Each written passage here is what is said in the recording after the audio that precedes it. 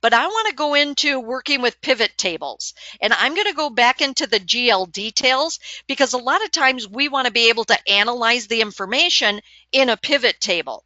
So this data is already in a regular table. So I'm just going to turn it into a pivot table so I can analyze it further. Now, I could be using any type of data. I could be using the payroll data.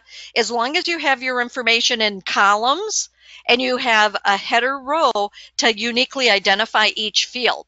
I can go to the Insert tab, click Pivot Table, and it will automatically start. It selects your range of data. I'm just going to click OK for right now on that, and it automatically gives you a field list on the right-hand side. I'm not going to do too much with this based on our time, but I can actually choose the description. It will give me a unique list of all of the descriptions in the pivot table. I could then choose the amount, and it's going to do a sum based on each of those descriptions. So it's got the general ledger account number and then a description of what the general ledger is. If I just do account, I'd have to go back and look up what does that description of that general ledger account number.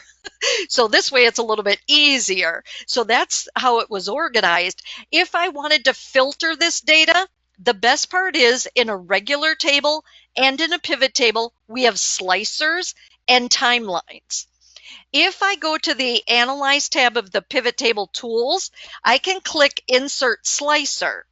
And if I want to be able to quickly and easily filter the information in this pivot table or a regular table, because regular tables can use slicers as well, we can choose what is the field or fields I want to be able to filter by. I'm going to choose Description and Category and click OK. So now I've got these two little slicer windows that I can organize any way I want them to look. I can change how many columns they're going to use. I can change their width. All kinds of different things can happen with these slicers. I won't get into detail, but how do you use them?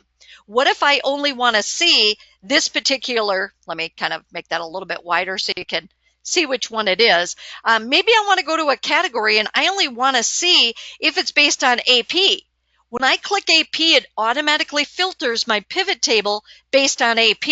If I had any related formulas to it, it would automatically update those as well. Up at the top right of this slicer, I can click this clear filter and it will automatically unfilter. If I click any of my descriptions, it filters based on that description.